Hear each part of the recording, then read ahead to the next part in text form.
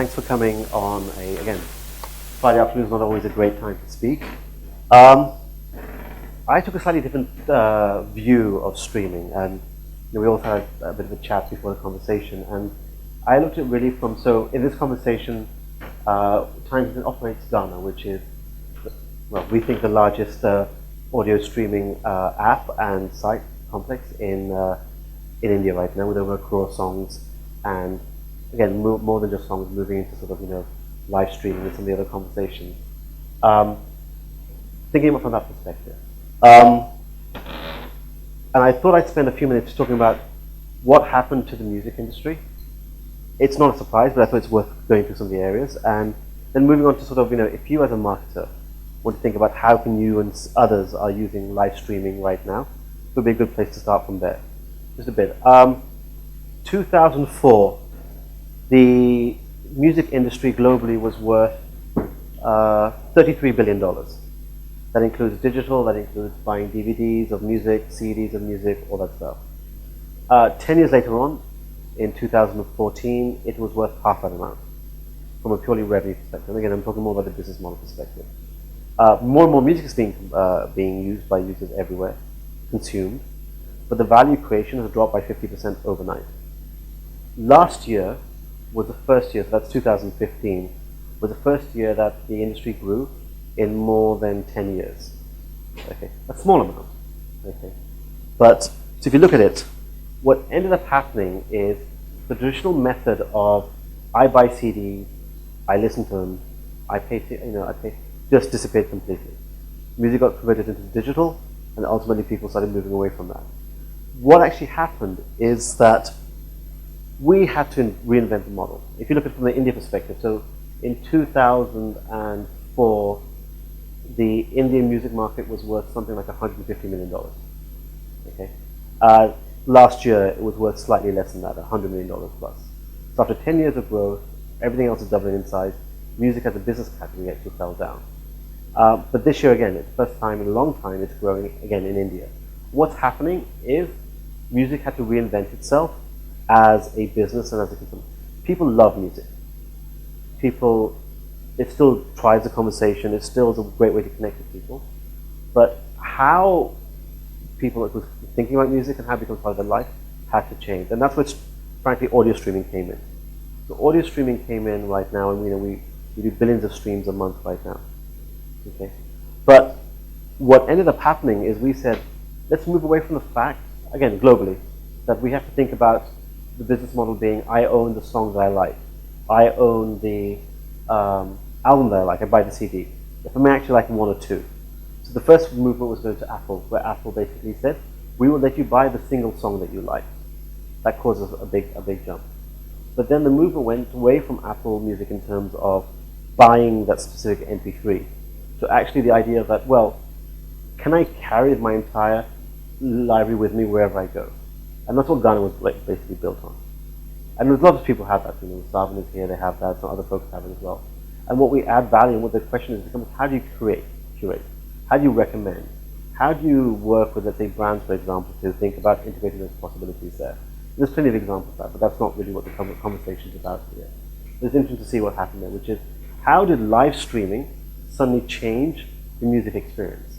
And it happened because streaming suddenly happened, again, who was talking about this, which is, it suddenly moved away from being, here's my songs I carry with, to here's my access to more songs I could ever listen to in my lifetime. And the value add became, how do you get chosen? How do you get curated? How do you find what's recommended for you? And that's partly editors, and that's partly also big data and analytics and all that stuff that we all do as well. Okay. And again, last year for the first time, it started growing again, basically built off streaming. Okay, so streaming grew by almost like 40% last year. And people paying for streaming, and people actually buying advertising and engaging with brands in streaming. That's really one area that we ended up looking at. Okay, just let me go past this. Okay. But that really was inventing the new model, reinventing it. Now, the question is, how do you think about that concept? We talked about that from a media perspective, but very few of you actually work in media.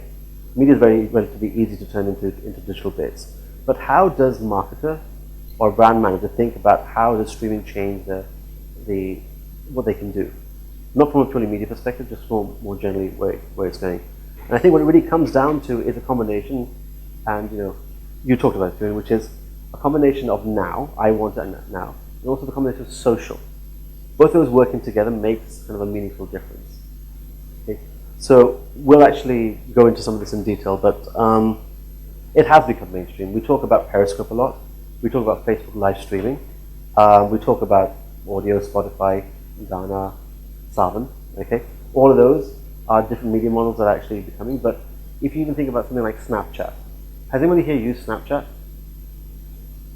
Okay, one person has. Okay, much younger than me probably, but it's an interesting conversation when we go to the US, when we go to Europe right now, where you suddenly see, for example, streaming there and transformation there is actually built around the idea that you see it once and it disappears. Okay, that's a very different model than you have where you own it forever. But this is kind of an interesting perspective because streaming is about multiple. I mean, you see it in multiple places, and it's really about keeping that personal relationship with the consumer. And so what I'll start doing is start talking about how brands are working with it today. Okay, sorry. Okay, so here's an example. Did anybody see the BuzzFeed on Facebook? 800,000 people watched that. And for those who didn't see it, it was two people tying a rubber band on a watermelon until it exploded for 45 minutes.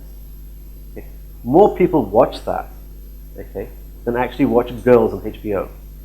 More people watch that than watch the Nightly Show, which is a show that follows the Daily Show with Trevor. Okay. Like, there are more people watching than many US programs right now. And all it is two people, okay, tying rubber bands until the thing explodes. Okay. And again, that's about analytics and insights, and we talked about that, which is how do you understand what people are interested in watching? Okay. There's a lot of angst in the New York Times and various different models about what does this mean. Okay, I spend a lot of time, a lot of money creating like a show like Girls, for example, and two guys with a rubber band beat me stupid. It's kind of an interesting perspective. Okay. But what it means is people are becoming their own broadcasters, which they were becoming anyway, but this is becoming on steroids right now. Okay. But it also means that you can, as a brand, can actually attract that level of audience that you're talking about. It's not about heavy production values. It's not so much about that. It's about tapping into the now, tapping into a large audience. Okay. Sometimes you may work with like a streaming publisher. Sometimes you may just choose to do it yourself. Okay. Let me see. Okay. Does anybody know who this guy is? There's John Legere. He is the CEO of T-Mobile. Okay. And he has a very interesting perspective, which is about, so for anyone who's been in the US right now, there are 4 or 5 major telecom carriers, okay? And T-Mobile is the smallest of them. And at some points, they were about to be merged into the 4th one and create a potential number 3. And fundamentally enough, it fell apart. But John Legere was the CEO at the time, and he said, you know what? I can't continue to be the number 5 carrier. I have to change my business. Okay.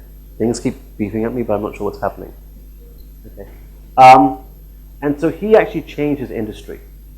So there used to be this whole concept of I sign up for 2 years to my mobile phone carrier and I get a free phone.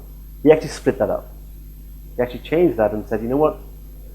The phone is a phone, and my cable connection is my cable connection, and my mobile connection is my mobile connection. I will lend you money. You can pay on an EMI basis. We can merge those two together. He actually has a show that he puts on himself. So he has a CEO stats, and he speaks on Periscope, and he talks about how different carriers suck. He actually does that. So he actually has an Ask Me Anything show that he does as a CEO. It's a great way to connect to users. Okay, beyond media, he's just standing up there and talking about his view on life. And his show is called 5 Things You Need to Know About Live Streaming and Why Other Leaders Need to Start Doing It Right Now. Okay, it's a pretty amazing thing to be a CEO just standing and talking about this. Benefit Cosmetics in the US right now. Again, we think about helping customers. What they actually do, again, using very Periscope, but Periscope's the most case studies around right now. They create time sections where people come and say, we'll be online right now. Okay? And you can go and get tips from us. And if you heart it, you can ask us questions, we'll respond live. And that immediacy actually acts as a pretty big incentive to people to film. I mean, this is Benefit Cosmetics. It doesn't have a huge budget, but they have 2,000 people tune in every time they do one of these sessions. Sounds interesting, it's, you know, to perspective. But again, it's about helping customers and moving away from the media piece and really thinking about how you can start thinking about video streaming and live video integrations as a way to change your business. Okay. You know, GE, not the most engaging of products, but what they did is they actually streamed out a drone over one of their factories. Okay. It flew out for 45 minutes. I think they had like 10,000 people watch it. And their point is, from a HR perspective, they're actually looking at users to engage with millennials because it's going to become a more human piece. When you start thinking about your product and how it's different. Okay? And part of the product of GE is actually where it's manufactured and where it's built. All of a sudden, it's a slightly different experience. Okay? It's about demoing your product in a way that you can really think about. Okay, just jumping through some stuff right now. This is Jamie Rodriguez, media outreach. He signed for Adidas, and they live streamed his signing for both fans and journalists. That's how they found out about it on Periscope. Okay, and now it's available on Facebook and other stuff. It's only you're building an appointment with your customers. You're not talking about, you know, just watch video on demand. It's all about building that appointment and that immediate connect.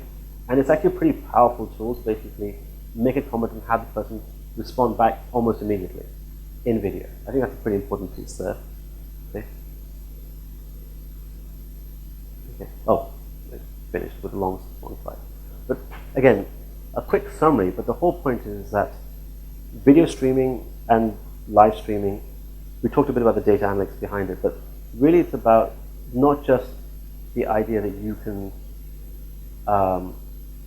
connect with people, you can use a marketing medium. It's actually an opportunity to change how you connect with your customers, to build appointment viewing. I mean, there's many other examples. Adobe, for example, has 24 hours of live customer care. 1 hour they have creative, second hour they have like software copying and licensing. Another one is around how to build the best analytics. Okay, and you just come online and just do it. Just keep asking questions. You can always play it back later on, but that immediacy actually makes it a much more interactive and engaging experience than anyone else. Anyway, that's kind of my quick summary of how we think about streaming, and thanks for your time.